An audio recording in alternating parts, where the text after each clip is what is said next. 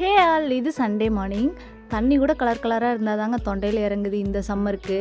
கார்டனில் நிறைய வேலை இருந்தனால காலையிலே வந்தாச்சு கார்டனுக்கு. வெயில் வரக்குள்ளே எல்லா வேலையும் முடிச்சுக்கலாம்னு சொல்லிட்டுங்க. நிறைய பேர் கேட்டிருந்தீங்க, தண்ணி சூடானா இந்த வெயிலுக்கு மீன்லாம் செத்துறாதான்னு சொல்லிட்டு. கீழே ஆற்று மணல் போட்டிருக்குங்க, அதனால் எதுவுமே ஆகாது, நல்லா சேஃபாக தான் இருக்குங்க. இன்றைக்கி எல்லா செடியும் பங்கு பண்ணலான்னு தான் வந்திருக்கோம். ஊர்லேருந்து ஆட்டாம்புழுக்கு, அதுக்கப்புறம் அடுப்பு சாம்பல் எல்லாத்தையும் எடுத்துகிட்டு வந்திருந்தாங்க மூட்டை கட்டி. 1 இயர் ஆச்சு. எல்லா செடிக்கும் போட்டுட்டு மிச்சம் மீதியெல்லாம் இருக்குது. சரி, எல்லாத்தையும் போட்டுடலாம் தான் எடுத்துகிட்டு இருந்தேன். இந்த இதுக்குள்ளே போகவே முடியல, அவ்வளோ கீழே ஃபுல்லாக பாட்டெல்லாம் வச்சுருக்கனால எப்படியும் கொஞ்சம் கொஞ்சம் நகர்த்தி போயிடலான்னு நகர்த்தியிருந்தேன். அதுக்கப்புறம் நான் சொல்லியிருந்தேன் இல்லையா, அந்த எப்ஸ்டின் ஃபைலில் இருக்கிற அந்த பிளான்ட்டுன்னு சொல்லிட்டு. ஸோ அது எடுக்கவும் முடியல. கீழே பார்த்தா வேர் நல்லா இதாகிடுச்சு. குட்டி பாட்டில் வச்சது எப்படியோ பிடிங்கி எடுத்துட்டேன். இதுக்கப்புறம் இது இங்கே வேண்டாம் அப்படின்னு சொல்லிட்டு. ஏன்னா நம்மளோட வாட்டர் பிளான்ட் இருக்கனால அது இது நிழலாயிருது அந்த இடத்துல. ஸோ அது எல்லாமே அழுகி போயிடுது. அதனால தான் பார்த்துக்கோங்க. எவ்வளோ சின்ன பாட்டில் வச்ச கட்டிங் இப்போ பாருங்கள் எவ்வளோ பெருசுக்கு இருக்குன்ட்டு. இது நம்ம திராட்சை கொடி வச்சு 1 இயருக்கு மேலே ஆகுது. இது இன்ன வரைக்கும் காயெல்லாம் விட்டதில்லை. ஏன்னா சின்ன கொடி தான், நம்ம பந்தலும் போட்டு வைக்கல இல்லையா. ஸோ அதில் நிறைய இப்போ காய் விட்டுருக்கு. கீழே பார்த்தா எலி எல்லாத்தையும் தோண்டி விட்டுருச்சுங்க. எனக்கு பார்க்குறக்கே ரொம்ப கஷ்டமாக இருந்தது. அது மூலம் நான் சாக்கு பையில் தான் வச்சுருக்கேன். ஸோ அதை எல்லாத்தையும் நீட் பண்ணி விட்டுட்டு கொஞ்சம் அதுக்கு ஃபெர்டிலைசர்லாம் கொடுத்துலான்னு சொல்லிட்டு தான் எடுத்துகிட்டு இருந்தேன். சாக்கு பார்த்து கிழிஞ்சே போச்சு. அந்த எலி ஏறி பிச்சு இந்த ஆட்டாம்புழுக்கு. அதுக்கப்புறம் இப்போ நம்ம கலக்கி வச்சுருக்கோம் இல்லையா, எல்லா ஃபெர்டிலைசரும் அதையும் தான் இதுக்கு போட்டிருக்கேன். அந்த ஃபெர்டிலைசர் நேம் என்ன எல்லோரும் கேட்குறீங்க. அதுக்கு நேம் எல்லாம் நீங்கள் தான் ஏதாவது வச்சுக்கணும். ஏன்னா நான் அதில் எல்லா ஃபெர்டிலைசரும் ஒன்றா தான் கலக்கியிருக்கேன். அதாவது அதோட ஈக்குவல் குவான்டிட்டி ரேஷியோவில் கலக்கி வச்சுருந்தேன். ஸோ அதை தான் 1 ஸ்பூன் 2 ஸ்பூன் கலக்கி எடுத்து ஒவ்வொரு செடிக்கும் நான் கொடுத்துட்ருக்கேன். சண்டே ஆனால் போதுங்க, ஒரு வேலை தொட்டோம்னா 4 வேலை முடிக்கிற மாதிரி தான் இருக்கும். 3-4 மாதம் ஆச்சு ஃபிஷ் டேங்க்கு. அது க்ளீன் பண்ணணும்னு சொல்லி வீட்டில் எல்லாத்தையும் கெஞ்சிட்டு இருக்கேன். ஒருத்தர் அது க்ளீன் பண்ண பாடலை. ஏன்னா யாருக்குமே டைம் இருக்கிறதில்ல.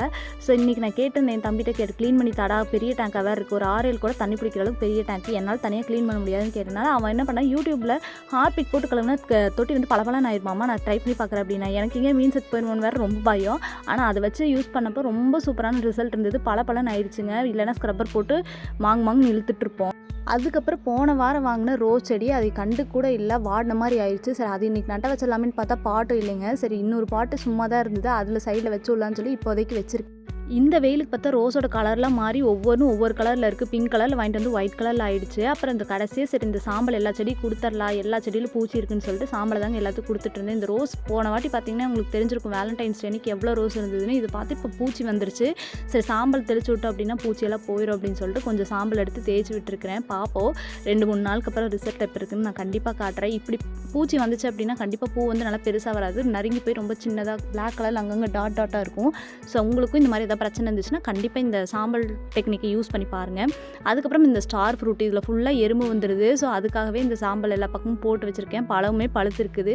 ஸ்வீட் ஸ்டார் ஃப்ரூட்டு பார்ப்போம், கட் பண்ணி சாப்பிட்டு எப்படி இருக்குன்னு கண்டிப்பாக ரிசல்ட் சொல்கிறேன். அதுக்கப்புறம் இந்த மல்லிகைப்பூ செடி, இதுவுமே இன்றைக்கி தான் நம்ம ஃப்ரீயாக இருக்கோம்னு சொல்லி எல்லாத்தையும் லைட்டாக ட்ரிம் பண்ணி விட்டுருக்கேன். போன வாரத்துக்கு முந்தின வாரம் ட்ரிம் பண்ணி விட்டா அதுக்கப்புறமும் கொஞ்சம் நல்லா பூ இருந்தது. இதுவுமே நல்லா டபுள் அடுக்கு மல்லி, இதுவுமே நல்லா அழகாக பூ இப்போ வச்சுருக்கு, மொட்டு நிறையா வச்சுருக்குது. இதுக்குமே எல்லா லிக்விட் ஃபெர்டிலைசர் தினமுமே ஊற்றிட்டு தான் இருப்போம். ஏதோ ஒன்று நம்மகிட்ட இருக்கிற எல்லா பழச்செடியுமே பக்குவம் பண்ணி விட்டாச்சுங்க. இதுக்கப்புறம் அதுங்க கையில் தான் இருக்குது. அதுக்குள்ளே இந்த குருவி பாய்ஸ் வேறு வந்துட்டானுங்க. இது எப்போவுமே இந்த இடத்துல சாப்பாடு வைக்கிறனால இன்றைக்கி சண்டேவாக லேட் ஆகிடுச்சு. ஸோ இவங்களுக்கு பார்த்திங்கன்னா வீட்டுக்கு பின்னாடி தான் நம்மளுக்கு செடியெல்லாம் அதிகமாக இருக்குது. அந்த இடத்த க்ளீன் பண்ணி விட்டுட்டு அங்கே கம்பு ராகி ஏதோ ஒன்று போட்டு விடுவேன். அப்போ அங்கே அந்த பக்கம் எவனுமே வரமாட்டானுங்க. ஆனால் இந்த செவுத்தவே தான் எப்போவுமே பிடிச்சிட்டு இருக்காங்க. ஏன்னா அங்கே சாப்பாடு சாப்பிட்டது அப்போ மீதி ஒரு கை அங்கே வச்சிருவார் லாஸ்ட்டில். ஸோ அதுக்காக வெயிட் பண்ணுறானுங்களா என்னன்னு தெரில. அங்கேயே தான் எப்போயும் நின்றுட்டுருக்கானுங்க. நான் இப்போ எல்லா வேலையும் முடிக்கணும். 12 மணி ஆயிடுச்சுங்க. திருப்பி தண்ணி இல்லைன்னா எப்படி, சரின்னு ஒரு லெமன் ஜூஸ் போட்டு எப்படி குடிச்ச ஆரம்பிச்சாச்சு. இந்த வெயிலுக்கு மட்டும் லெமன் ஜூஸ் எல்லாம் இல்லைன்னா நம்ம நிலமையெல்லாம் நினச்சி கூட பார்க்க முடியலைங்க எப்படி இருக்குன்னு சொல்லி.